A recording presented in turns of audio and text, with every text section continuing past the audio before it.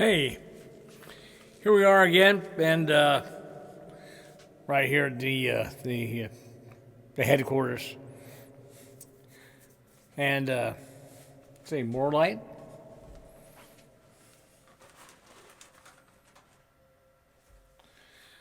Oh, it's bright light. Shit kills my eyes. But hello, my friends. I'm glad you follow me, and I appreciate that a lot. And I follow you back, and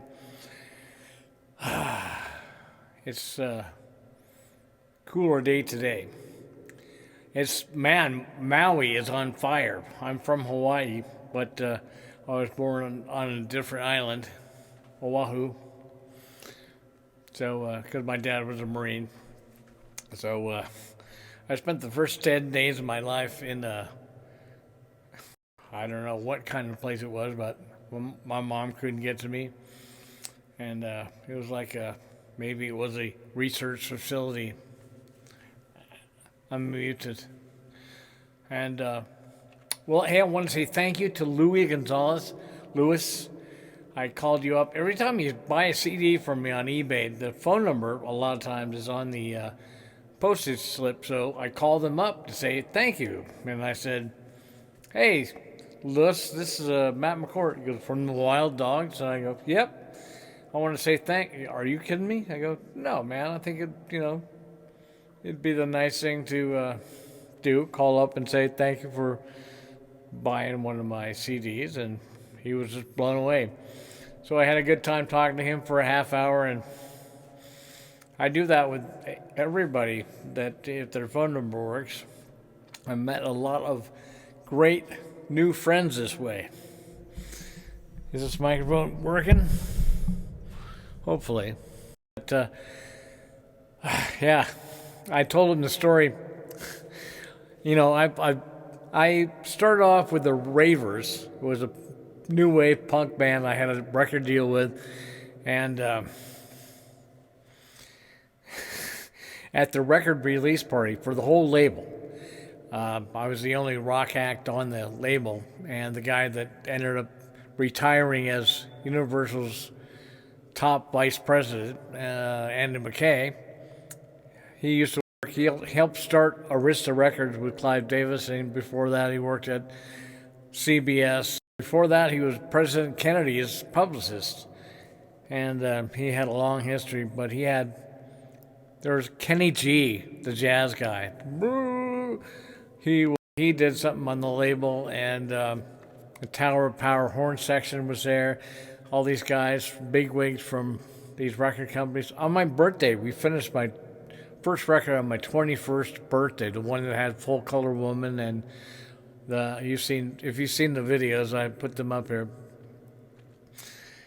And he was friends with Barry Manilow from when he was on Arista, and Andy's birthday was a couple days before mine, so he called up to say happy birthday. He said, I've got something for you to talk. Somebody to talk to, and he goes, "Hey kid, come here." He's from New York, and I go, "Hello, hi Matt, it's Barry. I want to just say happy birthday, blah blah blah." And I was blown away. Clive Davis did the same thing. I should have taken his job offer of being his assistant in publicity. I was 20 years old. I couldn't move to Los Angeles. I had no money. And that was great. But at the record release party, Jay Reynolds from Malice, I helped start that band also. He came with Mick Zane, good friend of mine, and James Neal, the singer. I knew those guys. And so we're in the kitchen of this house, nice house up in the West Hills, and James Neal decides to go outside for a minute, and it takes off and don't think anything of it. About 20 minutes later, he came back in completely naked and covered in, it smelled like shit. And I said, "Oh, dear boy," in my best Keith Moon, I said, "Dear boy, what is that natural aroma that you have? Is that some new cologne or body wash?" He says, "It's shit. I took a shit and I rolled in it and wiped it on me." And he reached into the fridge, opened another can of beer, and 2 beers makes him criminally insane. He downs a beer, and Mick was looking at him like, wow, that's crazy. And he was friends with him before me. And I said, well, you must tell us where you obtained this. Is it good for your skin? And he looked at me with these wild eyes and took off out the front door like the world's fastest athlete and ran towards the freeway. And this was Portland, Oregon in February. And it just snowed the 2 days before, so it was freezing out. Paul Kearney, the photographer, went and got him. He could never get the smell out of his car, but Mick didn't want to jam with him because he's a nut. So Jay was living down in this very basement, kind of where Malice started, and said, let's go see this drummer. So we went to go see Dean Castronovo, who you might know as the drummer for Journey. He's been with Ozzy Osbourne and Bad English and so many bands. But we went and saw him, got friends with him, became friends.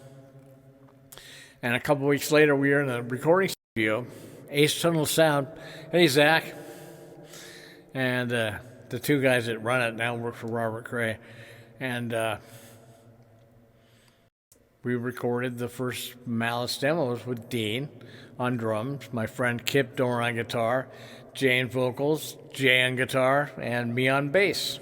That's how they got the deal on Metal Blade Records and the compilation Metal Massacre Volume 2, I think it was. And Wild Dogs had just barely did anything, recorded maybe something. And Wild Dogs was we didn't set out to be a band, we're going to make it.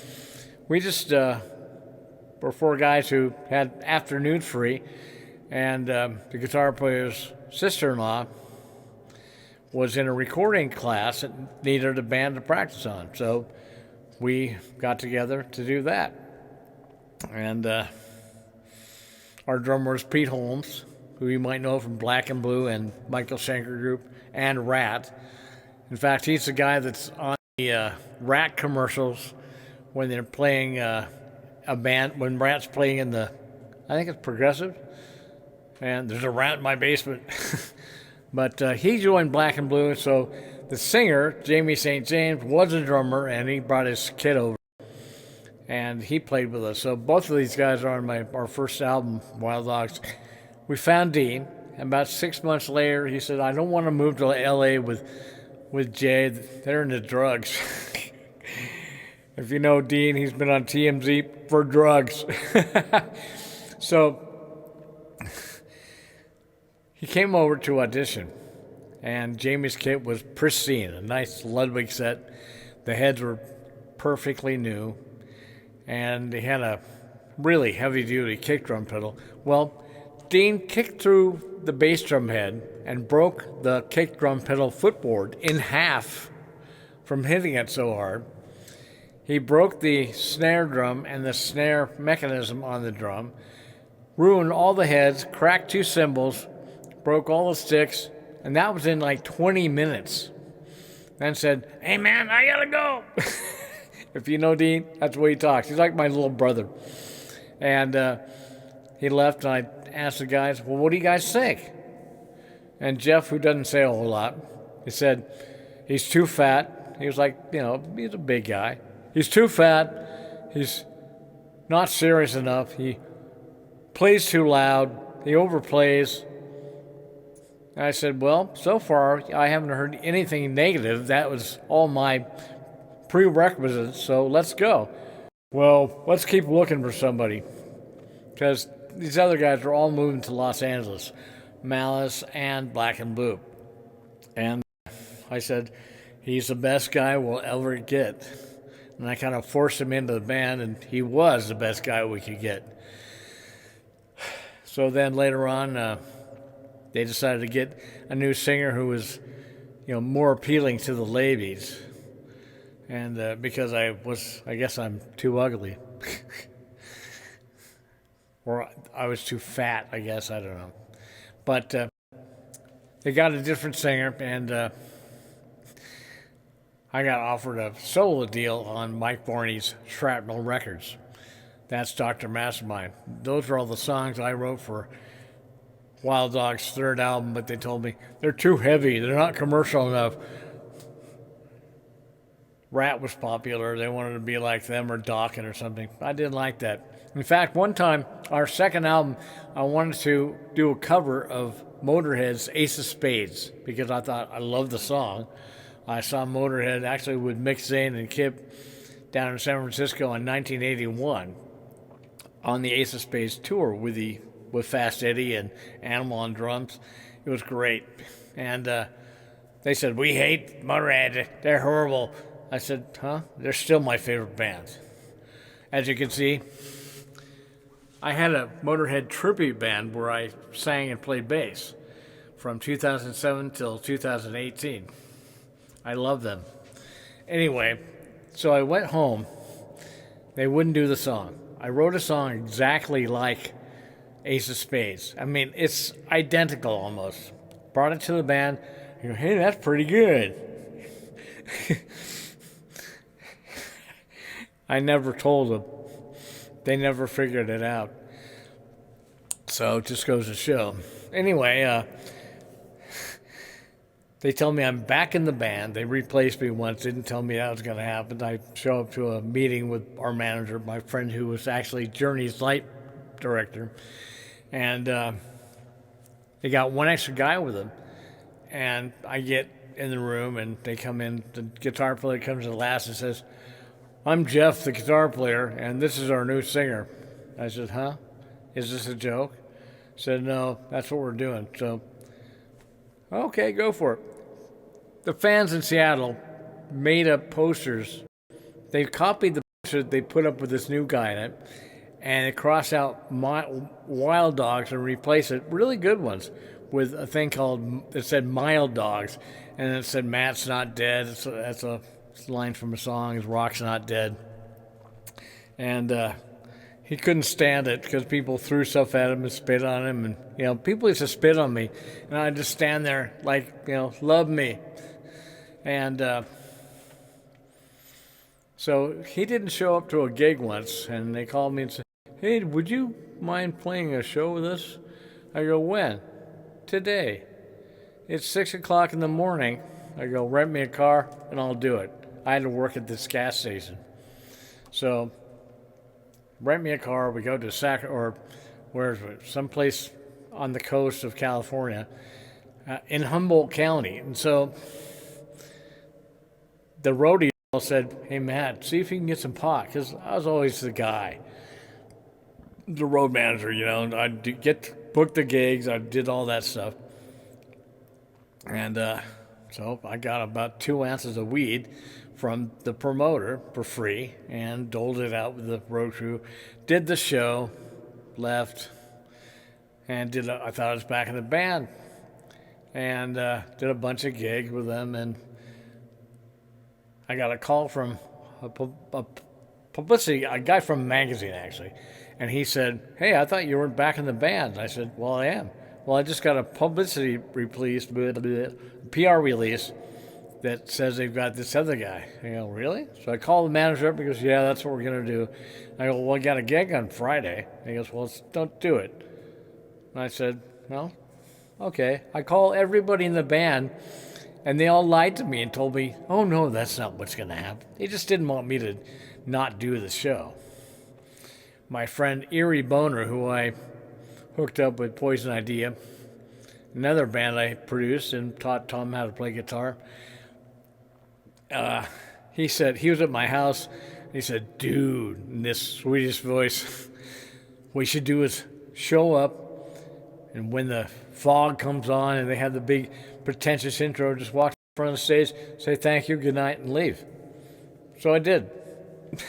And I managed this place called The Villa, which I wrote a song about on Dr. Mastermind. So I said, I got a better idea. Let's get as many people in free as we can and then you guys wait, and about 20 minutes later, go down there and say, I want my money back. We came to see Matt. We made $140 and went back to the villa and partied up all for a couple of days. And I got a call from, I think Steve Hanford, Slayer hippie, was at the party, and he asked me to join Mayham the next day.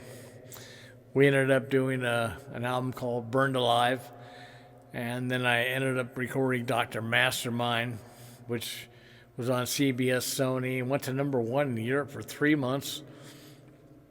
And I introduced Slayer Hippie to Tom Peg Champion from Poison Idea, and then those guys all joined Poison Idea. And I did Dr. Mastermind. And part of the deal with Dr. Mastermind was I said, look, Mike Varney said, can you get Dean? I said, sure.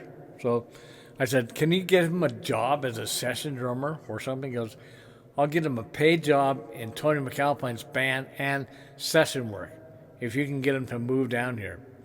Okay, so we paid for it on my budget, and they were practicing across from Bad English with Neil Sean. And Neil knew about Dean from the lighting guy. He came over and offered him a job, and it was like $500,000 a year to be their drummer. Push. He took off. And he has been going ever since with Ozzy Osbourne. He even played on Hole's record, one of them, and Social Distortion. He's done so many albums as a session drummer, and also been a member of Journey for like 25 years. And, well, that's where that goes. So, got all these these CDs. Our distributors are all, just record stores are going to be a thing of the past within 10 years. But they quit handling physical product, so I've got all these CDs I need to sell, and they're on sale, pretty reasonable, $9.99 for some, and the lesser known ones about $4.99. And T-shirts.